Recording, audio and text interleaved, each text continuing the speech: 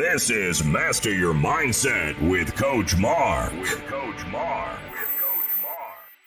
Hey guys, what is going on, my people? And welcome back to another Thursday Microcast episode. Today's going to be powerful. We're going to talk about how to become an influential leader as an introvert.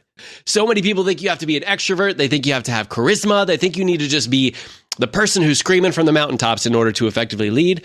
And I want to eliminate that for you guys here today. So in today's podcast, I'm going to share a strategy that will help you lead no matter whether you're an introvert, an extrovert, full of charisma or not. All right. Now, I want to start off by really attacking this belief, okay? Because there is a belief that is really holding us down when it comes to this, okay? And the reason why is because we all tend to think that in order for us to be successful as a leader, I don't know why our brain goes this way. Actually, I do know why our brain goes this way, but it tends to go this way a lot, is we compare ourselves to other people and how we are different than them. And then in order for us to be successful, we have to be like blank. We have to be like blank. And what's crazy is, like, at the same time, if we decide to, we can allow somebody else, like, their success to actually be proof that it's possible for us too, when we go in here and we make that little transition. But today we're going to talk about that, all right? Because I could see why that you might think this is the case. You might see charismatic leaders out there. I mean, a lot of times they're the ones who are talking, right? They're the ones who are screaming. They're the ones who are, like, leading and pointing directions, right? But here's the thing. You know what's going to happen if we continue to believe that introverts are not capable of leading, right? It's just going to literally be us talking ourselves out of going out there and effectively leading people. Here's the thing, and I'll just start off with this. This is, like, not even in my notes, but when you think about this, if you are not an extrovert, and by the way, I'm not saying that being an extrovert is bad. I mean, it's a great thing. Both introverts and extroverts, if they play to their strengths, they're going to do very, very incredible things. But as an introvert myself, I typically don't get attracted to a lot of extroverts, because for me, like, I get drawn more towards the quiet type, the reserved type, the people who are, like, really silently talking, but when they talk, it makes a huge impact, right? That's the kind of people that I generally connect to. But there's also people who connect with others who are like extroverts. And really, it's just a matter of, like, who you most feel attracted to. It could be in congruence with what you are, but it could also be the opposite too. And we don't want to continue to think that we can't make an impact if we're not that type of person. All right. So here's what I want to break down in this microcast. All right. A lot of times we get focused on our weaknesses. We get focused on the things that make us different than everybody else, but we do it in a negative manner. We start to think, well, like, I'm not outgoing enough. I'm not blonde enough. I'm not this enough. I'm not that enough. And what we do is we really minimize what our capabilities are. In reality, a lot of those things that you just talked about, because you're different, is the reason why you're going to shine if you decide to, right? If we were all the same, if we all looked the same and sounded the same, like, nobody else would need to be here, right? But because we have our own stories, because we have our own strengths, because we have our own weaknesses, we will attract different people and we will be able to effectively lead them when the other people can't necessarily lead them, all right? So really, if you're an introvert, you need to plug into your strengths. If you're an extrovert, you need to plug into your strengths, right? And I don't know if you know this, but there are a ton of incredible introverts who are leaders, all right? Let me name a few.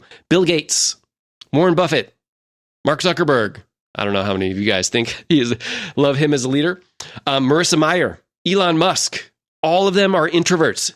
How about this? Abraham Lincoln, Eleanor Roosevelt, Albert Einstein, Rosa Parks, Mahatma Gandhi.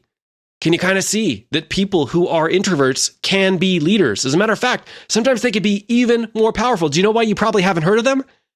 Because they're introverts. They're not the kind of people that actually they're the ones who put out the message. Other people put out the message about them, because probably those other people are extroverts, right? So really, plugging into your strengths is where it's at. Now, for this, I want to talk to you about the introvert's strength, all right? Just because for me personally, when I first got out into coaching, first got put onto a stage, first got, like, in front of my 1,000 people on a webinar, like, it freaked me out. And I didn't realize that I had to just really pour into my strengths, the things that I was the best at. And by doing that, like, the other things would kind of, like, disappear. Not disappear. Actually, as a matter of fact, that's the reason why I have a team, is so that I can find things that they excel in that I don't, to make it much easier on myself. But really, it was about my strengths. Couple things that really stand out when it comes to introverts. So if you're an introvert, number one is we listen. We listen. As an introvert, we gather information and feedback. we actually effectively listen. Because in order for you to listen, you need to stop talking. And a lot of extroverts, they're the type who talk a lot, and it's really hard for them to stop and to listen because they just want to inject. That's just the natural part of some extroverts' personalities. By the way, there's also like people who are introverts and like to do that too. There's like outgoing introverts, all these different things. But I just want to give you guys some different ideas in terms of if these are your strengths, play into them. So listening, so critical. Listening is like one of the greatest gifts you can give to people. Like whenever I'm in a coaching session, one of the things that I always make sure that I do is I stop talking. For me personally, like I know it might sound silly because I have a podcast with like almost 700 episodes and I have videos and I have all these things that I do. I don't really enjoy that so much. What I love the most out of everything is coaching. It's also leading because coaching and leading are like literally synonymous with one another. But it's like asking questions and finding out what makes people tick. Really like finding out like what's important or meaningful to them, not to me.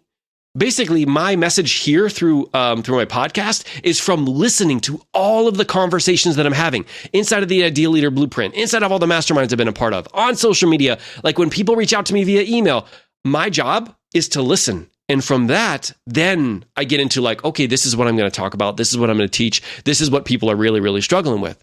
And I wouldn't be able to do that if I didn't have the strength of actually listening. So if you're an introvert and one of your strengths is listening, really perform that well. Second thing is we think. I think everybody thinks, but we think critically and actually outside of the box. And we come up with different solutions because we give our mind the ability of finding those solutions. There's this thing called silence. It's one of the hidden elements that is like so powerful when it comes to our leadership, is like giving yourself the ability of downloading new content and new information. I mean, one of the things that I have, I put together inside of the Ideal Leader Blueprint is like the framework that will allow you to learn new skills so that you can go out and not only have the confidence, but be effective when it comes to leading.